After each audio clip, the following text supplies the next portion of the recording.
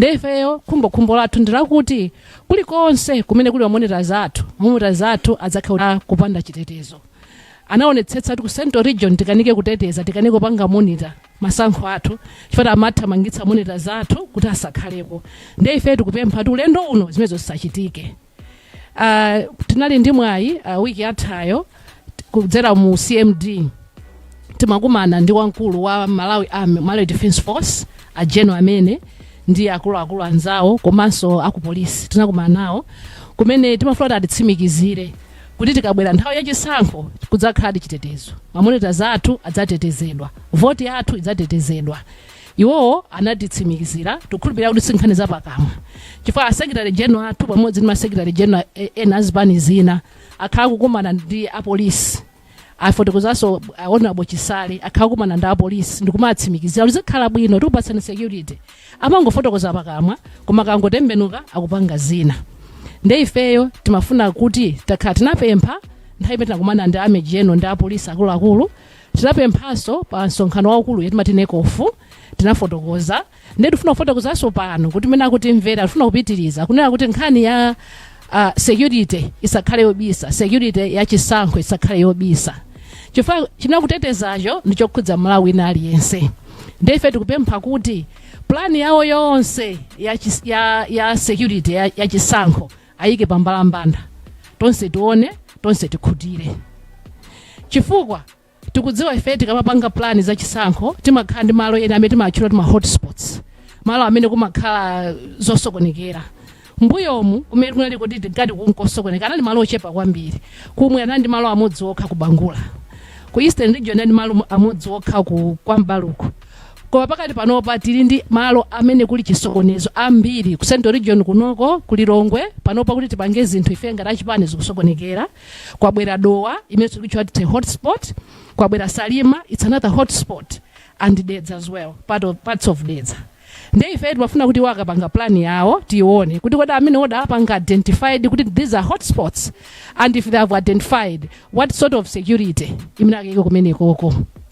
Chifukwa nthawi zonse Malawi Electoral Commission akamayika security ma polling stations amayika police ngati number 1. Ndiyeno apolisi samakwana kena kamadzaonjeza kudzayikapo army mwinaso sakwana ndikumayika mwina kapena immigration ndiyena otero. Then ndikukumbukira kuti mu 2019-2020 tinali ma polling station 4,000 plus. Panopa ma polling stations achuluka tafika 6,000. Ndiye kuti nkhani ya security ikhayotani yovutira kupang'ono. Ndiye koma ifeyo khumbo lathu ndakuti tione plani yawo ifeyo amene apolisi tinamusabisa tataya chikhulupiriro. Tinawuzaso straight imene tinakumana nawo kuti ifeyo chikhulupiriro mwayi tataya chifukwa mumafotokoza kumupanga zina. Ndefe tikufuna kuti adzatiuze ndeti akamadzapanga deploy security ifeso tidzakhale part and parcel of that arrangement. Tidzakhutire kuti tikakhala secure. Nde china chachiwiri your excellency ndi nkhani yona kuti Malawi Electoral Commission it's mandated by law kuti yendetse chisankho malo mwa Malawi, not malo mwa chipani china kapena malo mwa individuals. They are there to save Malawians. Komano what we are seeing now is now kuti Malawi Electoral Commission is saving individuals and it's saving individual political parties, which is very sad. Chifukwa iwo aja they are mandated by law and amene kumagwira zinthu zawo zonse motsatira malamulo. But what we are seeing masiku ano ndiona kuti akumatha kupanga zinthu mumaphwanya malamulo. Ndi ndifotokozapo lamulo limene amaenda kumatsata ndi nkhani yona kuti akuenda mwapanga consult political parties on all important activities okhudza my elections. Ndiye nkhani imodzi imene ifeyo takhala tikumadikira kuti atipanga consult ndi nkhani ya transmission. Mene afotokoza Secretary General, we have been discussing nkhani ya transmission for a long time. Koma paka lero sakutipanga consult. Every time akumangotuza kuti iyayi tikuita nani beni, iyayi tikuita nani, and then nthawi kutani ikupita. Ndefeyo our worry ndio tatodza tipanga consult too late for us to make any changes. Ndeno wafuna ndingowafusa mafuso awiri atatu you allow me zira zomwe ndichira mchizungu fund amwe addressing make kuti amve nkhani ndi yakuti pakali panopa kukamba nkhani ya machine atsopano amene akuti afuna abweretse EMD machine, electronic management device imene afuna atana agwiretse ntchito ifeyo machine amene utikwakana So but no technology. Their technology is used to improve efficiency and the quality of what we do. And the technology must meet minimum requirements and should be acceptable to the beneficiary and to the user, and should be appropriate and adequate, and should be cost effective and acceptable by all. Komano teta fuso ama electoral commission lero. But which of the above is this EMD meeting? The answer will be none of the above. But is it cost effective? The answer is no. Is it efficient? The answer is no. Is it effective? The answer is no. Because it has not been effective. Inspection, but about the points wherever they have used this MD, it has failed. So now why insist to use a machine that is not effective, that is not acceptable? Kodi chifukwa chana kulimbikira ama electoral commission kuna kuti agwiritse ntchito machine amene kudziwa kuti sakuthandiza amene ali odabwitsa amene ali sakuafuna. Why are they insisting that? Ndefe tiwafuna tipemphe individual commissioners of the electoral commission kuti atiyankhe atiuze kuti chifukwa chake ndichi. Osati azituza zoti it's because it's in our strategic plan. That's not an answer. Atiuze the reason because apapa teoneka kale kuti izizi sizitithandiza.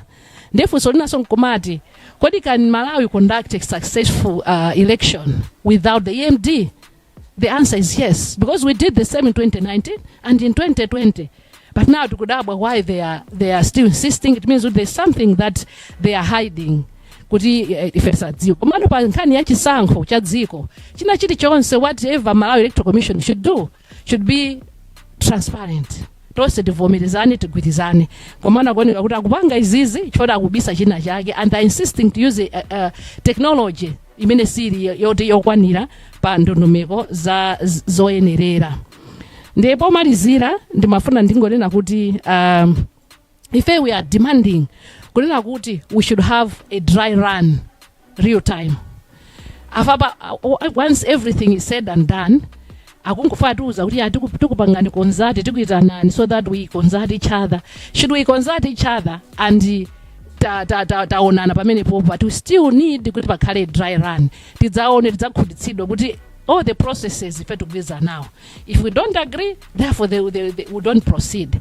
Then mafuna ndingomaliza ndichoncho kuti Amalawi ofunitsitsa nditu ifeyo ngati chipani chanu cha DPP tikuyetsetsa kwayankhula sitinayambire imene afotokozera honorable SG nkhani zikwatsutsa tinayamba kale, koma nkhani yakuti ndimeki imene sikutumikira Amalawi, ikutumikira chipani china komanso ikutumikira anthu ena.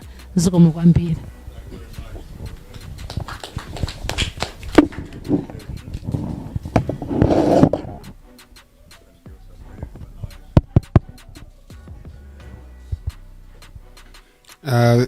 Choyamba ndikuthokoze na president chifukwa ndipasa nthawi kuti ndikambepo nkhani ya program ya MF yomwe imayendetsedwa ndi boma la Malawi. Komanso mundilola kuti sapereke maulemu kuti all protocols observed kuti ndingopita chifukwa cha nthawi. Choyamba president ndifuna neneji kuti mwina presentation yanga ikhala magawo atatu. Choyamba ndifuna kukamba kodi mene a president machoka mboma economy nali bwanji. Tikambaso za mene MCP government yaendesera economy kufika pamene IMF program ya canceledwa. Komanso po series andikamba ma consequences kabazo satira zomwe Malawi azione chifukwa choti program ya canceledwa. Ndiyambe cha president kuti mu 2020 pamene DPP machoka mboma public debt kapena ndalama zomwe boma linabwereka inali 4.1 trillion. Figure imene is cumulative kuyambira pamene boma la Malawi linakhululukidwa ngongoli timati HIPIC, ngatikumbukia kunali HIPIC nthawi ya Professor Bingwa Mutharika tinakhululukidwa ndalama kunasala ndalama kunasala kulibe ngongoli na liyonse. Koma kuyambira pamene pompa kufika 2020 ngongole inalipo 4.1 trillion yoka. Kwa zaka zambiri inafika pa 4.1 trillion. Kuma pano mene tukamba public debt ili pa fupi 17 trillion. Kumaso tukumva kuti imene yo ndi apa pepala kumatikati akuti tionkese zonse tukumva kuti nditu yandikira nkhale 20 trillion. Chiongola zanja interest rate mene timachoka mboma policy rate inali 12%. Kumati kunena pano policy rate is 26%. Tikanena kukwera kwa zinthu inflation mene timachoka mboma inflation inali 8%. Kumapanopa ili above 35%. Tikanena ntengo wa kusinthira kwa ndalama za kunja exchange rate mene timachoka mboma exchange rate inali pa 736 buying selling 750. Komaso black market inali pafupi inayandikana ndi official market. Gap inali yochepa pakati pa official rate ndi black market rate. Koma mene tukukamba pano official rate which is artificial ili pa 1751. Black market tukunena pano ili pafupi 4000. In fact inafika 5000 mapanopa ili pafupi 4000. Tikanena program ya IMF Your Excellency mene timachoka mboma program atu ya IMF ECF imaenda bwino andi zonse timasatira ndondomeko malingana ndi zomwe tinagwirizana ndi IMF. Koma mene anatesa IMF o ECF program yomwe ife imaenda bwino ndi boma la MCP pamene anduna a finance Honorable Felix Mulusu mena mapanga budget yao statement pa 2020 anapanga announce kuti iyo ngati MCP kabina Tonse Alliance akukansula ECF chifukwa anali amfuna kuti maprogram ao aende bwino mena maganizira iwo choncho zonse zimaenda bwino. Ningathe kunena pano mosaopa kuti Your Excellency economy maendesa bwino zonse zinali bwino. Amalawi mafuta amapeza ndama za kunja zinalipo komanso ngakhale fetereza amene akusowa pano nthambi analipo mafuta kwa zonse zimene timapanga import kuya kunja zimapezeka. Mankhwala muzipatala amapezeka china chilichonse zimapezeka. Ziko munalisiya pabwino. Amalawi anali at least amapeza ko bwino kusiyana ndi mene zili pano.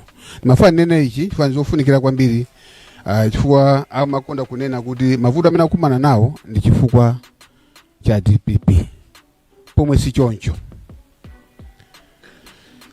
IMF program yao ya I think anagwizana nawo ndi IMF program pa November 2023 pamene anagwizana ndi IMF. Atangwizana ndi IMF kuti pakhale ECF program sinaende bwino. Tifaki tisana pange any review. Kwambia first review sinachitike, second review sinachitike, fourth review sinachitike. Ndiye malingana ndi malamulo amene IMF amasatira ngati sipakhala ma reviews for 15 consecutive months the program terminates. 15 consecutive months if there is no review, because I'm told government was just playing hide and seek within the 3 years to the extent that there were no reviews. I'm sure you have not heard any reviews, and I'm sure the media can confirm this. There has never been a review. There has never been a public statement made by the Minister of Finance or even the IMF from 2023 to date. That's why the program has been cancelled. One, because the government has not met all the agreements or met all the targets that were agreed by IMF. IMF pumakhala ndondomeko zimene masatira kuti IMF ikhalepo. Choyamba amang'anira ndalama zimene mabwereka kunja. Amanena kuti boma lina kukhala ndi ngongoli yomwe itha kubweza amati sustainable debt. Komanso amayang'ana kuti wage bill wanu ili bwanji, wage bill kapena nene kuti malipiro ama civil servants onse. Komanso amayang'ana exchange rate yanu kapena mtengo osinthira ndalama zakunja, uyang'aniranso black market rate. Amayang'ananso reserves, net international reserves, kuti muli ndalama zingati ku reserve bank. Komanso amayang'ana kuti kodi inflation yanu ili pati kapena kukwera kwa mitengo ya zinthu ili pati, kuyerekeza ndi interest imene mabanki amapereka. Amafuna kuti munthu ukayika ndalama ku banki isamati value yake zili ku banki, chifukwa choti mwina inflation ndi yayikulu kuposa interest rates. Zonsezi mabenchmark onsewa boma la MCP lalephera. Chifukwa cha lero tikukamba kuti programu ya kansoledwa, si chifukwa choti achita kukambirana kugwirizana. Sizinganatheka kuti MCP ikagwirizane ndi MCP kuti ndalama zomwe ifika kuti ndalama zambi za nkhani boma likanalandira ikakhala kuti programu ikupitilira. Programu imene ilipoyi inali ya 175 million US dollars. Boma linangotengapo 35 million US dollars. Imene programu imayamba. Kunali 140 million dollars yoti boma ilandire ngati tasatire ndondomeko yonse. Chifukwa kukansulidwa uku ndi kuti 140 million yapita. Komanso kuli 80 million dollars ya World Bank. Imene ndi budget support, direct budget support, 80 million dollars. Yomwe chifukwa choti programu ya kansulidwa ndiye kuti ndalama zimene zitilandira. Komanso IMF imakhala ngati imapanga signaling effect, imapanga signal kwa ma cooperating partners ena kuti ngati kwenda bwino ndi kuti chuma chikwenda bwino amathandiza. Ndi chifukwa cha kukansulidwa kwa programu imeneyi ikusonyeza kuti ngakhalenso madonors ena satithandiza. Choncho panopa boma la Malawi kapena ndi kuti Malawi aluza ndalama zambiri chifukwa cha kukansulidwa kwa programu imeneyi. Izi zachitika izi chifukwa cha mmene achakwera komanso ndi nduna zawo mmene akuyendesera dziko lino. Tonse tikuziwa kuti nkhani ya public debt takati kumayikamba chifukwa kuti panopa yafika pafupi 17 trillion. Izi zachitika chifukwa choyamba chifukwa cha excess travel. A president atu akuyenda kunja ngakhale mala momwe muno. Pa ulendo oti enawo akanatha kupita mwina ndi nduna kapena sio wina director yemwe akanatha kupita. Iwo akumapita pina paliponse. Potero akononga ndalama za ku Malawi. Nthawi yonse nkhali likakhala ku parliament anzanga atha kugwirizana nafe nduna sizimapezeka. Zambiri zimakhala kuti zili kunja. Tikatero ndiye kuti ndalama za kunja zikupita. Komanso tione ku civil service panopa kuli magalimoto anyuwani amene agulidwa ngakhale kuti ziko lilibe foreign exchange koma pafupi ene department ene minister ngakhale ku state house kuli magalimoto anyuwani okhaokha amene akonongaso ndalama za kunja. Komanso alephera mungatanena kale nkhani ya mtengo wa ujeni, mtengo wa exchange rate panopa mungananena black market ili pa almost 4,000 pomwe official rate. Chifukwa cha ichi anthu amene ali kunja those that are in diaspora, they are not sending money to Malawi through the bank because they cannot get the rate of 1,751 when they can get 4,000. So the money is not coming.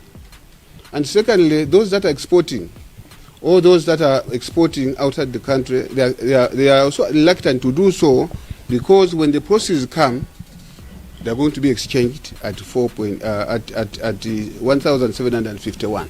And yet for them to import their raw materials, they are using the black market rate. Meaning that it is very expensive to the manufacturers. And because of the failure to manage the black market rate, that's why the banks cannot have foreign exchange. And I can also ask even the people that are seated here, if you had $1,000, if you had $1,000 today, would you go to the bank and sell at 1,751 when you could get 4,000? Literally no. So I was surprised that one of the ministers, actually, I met him at the city center because I think he had traveled, he had some excess dollars. He went to black market rate just because he was looking for the black market rate. So that's the reason why we don't have foreign exchange. Komanso panopa tikuvutika chifukwa cha nkhani ya devaluation. Panali ma devaluation awiri amene apweteka Malawi kunali 25%, komanso panali 44%. Imene zapangisa kuti public debt ikwere kweli foreign debt, komanso zapangisa kuti Amalawi avutike chifukwa cha mitengo kukwera. Komanso ndalama zambiri zikuonongeka, no taxpayers money zikuonongeka chifukwa cha one corruption, komanso fake or dubious contracts that we are aware. Tamvapo kuti ndalama zapita ku butchery, tamvapo ndalama zapita ku Romania, tamvapo kuti kuli contract ya smallholder fertilizer revolving fund yokuza fertilizer. Ma contract zonse zikupezeka kuti tikuononga nazo ndalama za kumalawi kunoko. Komanso tikumva kuti ma project ambiri akumapangidwa inflate. Your Excellency, mkukumbukira kuti project ya Nsanje Malaka inali pa $48 million. 48 billion Malawi kwacha. Koma tikumva kuti panopa project ya figure almost 120 billion. Akuti mtengo meneo amaika muso ndalama zote zizipita kwa anthu kapena kuchipani. Tipite ku 6 lane kulilongwe. Nse ochokera ku parliament kupita ku Old Town. Panopa iye niteko wake wakwera muna 3 times 5 times chifukwa choti cha izi. So izi zikupangisaso kuti expenditure ikhale yokwera.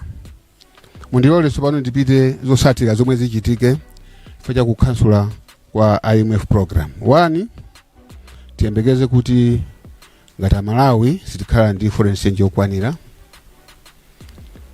Ngati sikhala ndi foreign exchange yokwanira, tiyembekeze kuti 1 kwachaikhala kumagwabe devaluation. 3, ngati ndama zomwe ngatanenega sizifika, zomwe sizibweradi, tiyembekeze kuti zinthu zimene timaziyembekeza zikumavuta ngati mafuta agali moto. Komanso ngati mankhwala mzipatala. Komanso makampani amaitanisa ma raw materials kunja, tiyembekeze kuti zimenezi zikhala zovuta. Tiyembekeze kuti chiongola zanja kaba ma interest rates akaukwera.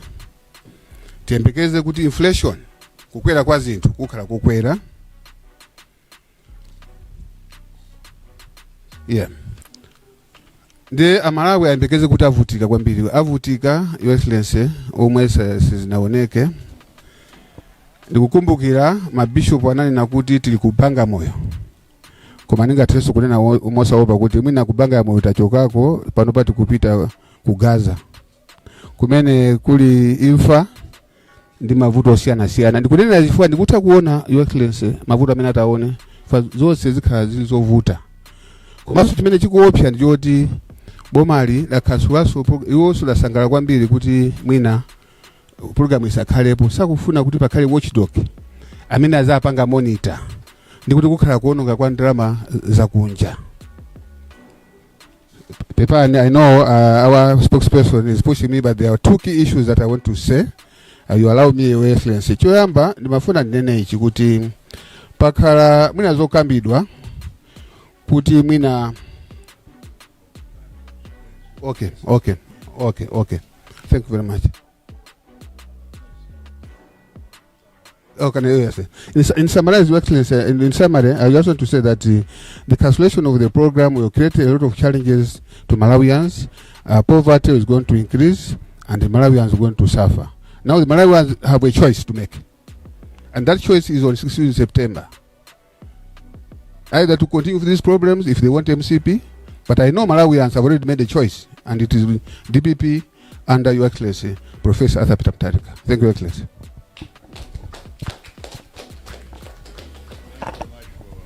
Excellent presentation of the issues. Of a brief statement kwa mniloe njankwe mu uje chineno cha samunda shwapa anzatwe na international akuita watch so kuta mve so very brief kwambi joyamba let me address my fellow Malawians.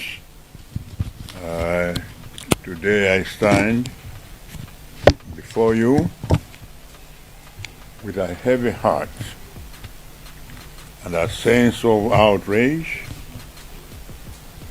to condemn the recent violent attack on our Vice President for the Center, Honorable Alfred Gangata, and other senior party members by thugs affiliated with the Malawi Congress Party. This attack, which occurred on May 11th, 2025, is a grave affront to the principles of democracy and peace that we hold dear. The use of stones and gunshots, resulting in the burning of a quantum bus and leaving several DPP members seriously injured, is a stark reminder of MCP disregard for human rights and democratic principles. But I come before you, fellow Malawians, today, not just to condemn the attack, but to assure you that we will not be intimidated by MCP's violence and aggression. We will not be deterred from our mission to build a better Malawi. A Malawi free from fear, violence, and intimidation.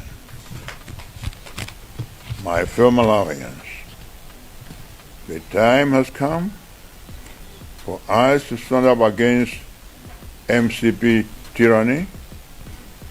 Time for us to demand a government that serves the people, not just the interests of a few.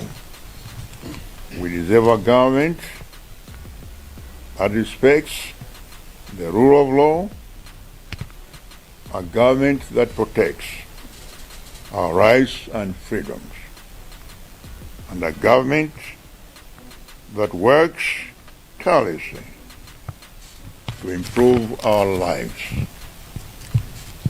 You, the people of Malawi, have been subjected to MCP's violence and intimidation for far too long. But I say to you today, we will not be silenced.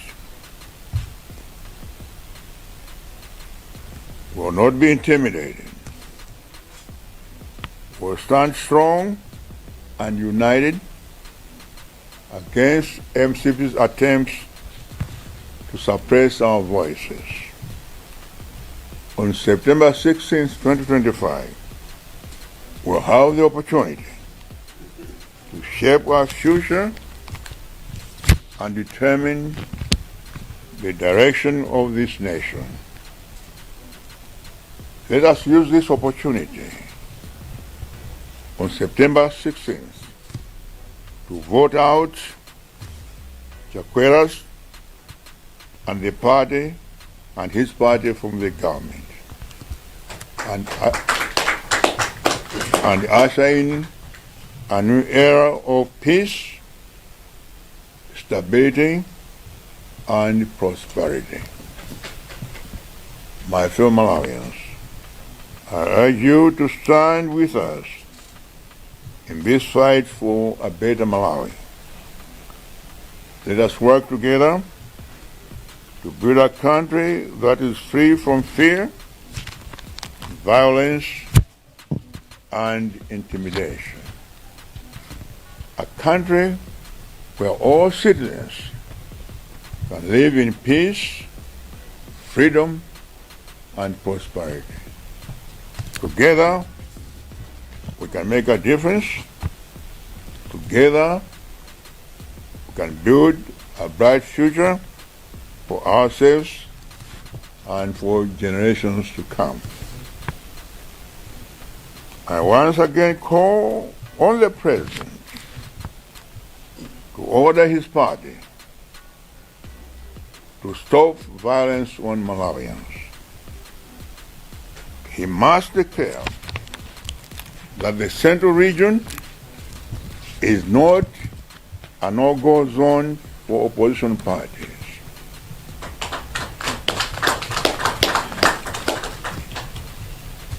Malawi belongs to all of us,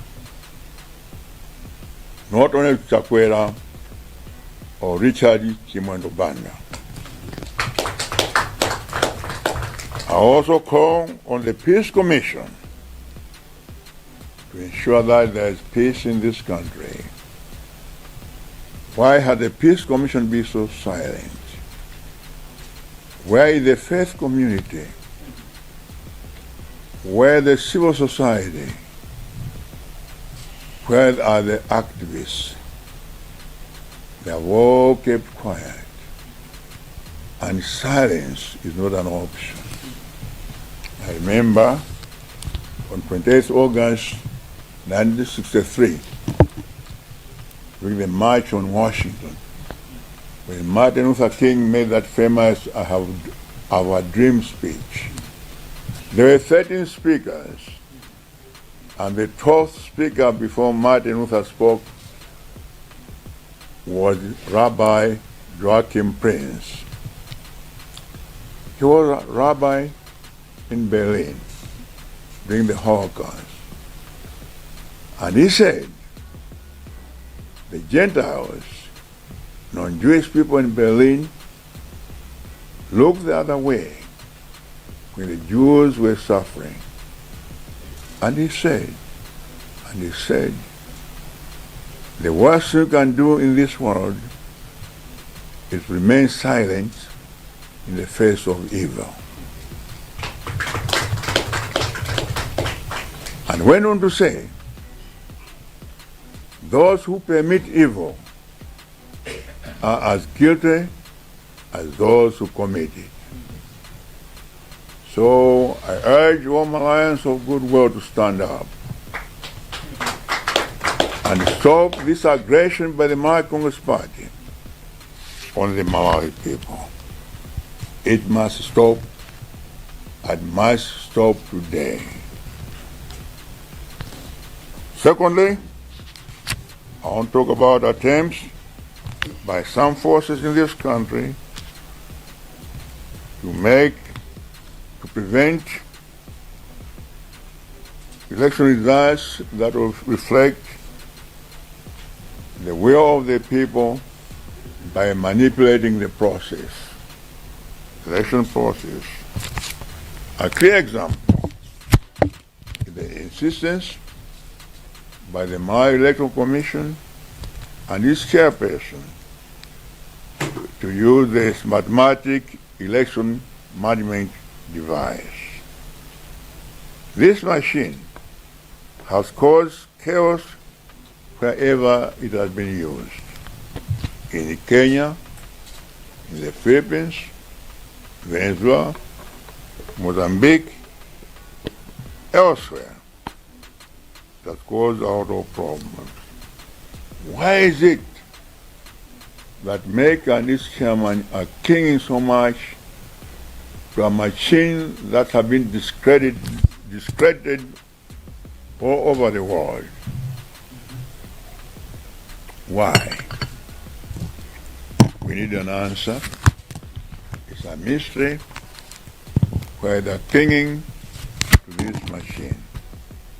To make sure that elections is free, fair and credible, and transparent, we in the DPP, and I believe the rest of opposition parties, are demanding the following. One, that the smartmatic machine should not be used as a tool for voting and vote counting. Two, votes should be counted manually and transmitted manually. Three, that Mpaka must allow independent auditing of voters' roll as has been the case in the past. Four, every monitor from political parties and all monitors, local and international, must be furnished with a copy of the results counted and tallied at each polling centers across the country before submission of the results to the National Tally Center. Democracy is in danger in this country. Our country is fast becoming a one-party state again. We're becoming a failed state with a total collapse of the social, economic freedoms that this country has built since the dawn of multi-party democracy in the 1990s. To make matters worse, yesterday, the IMF decided to cancel the extended financial facility. I think this shows the incompetence that this government represents. They failed to run the economy. It's time for them to go now. Not September 16th, but now, they must go.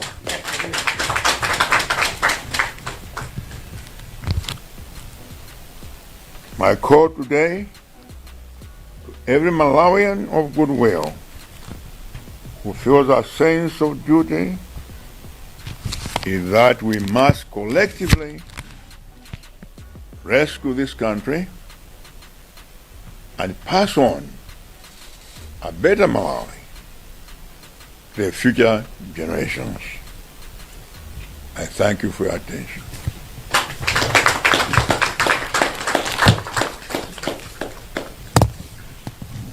Basi tamaliza.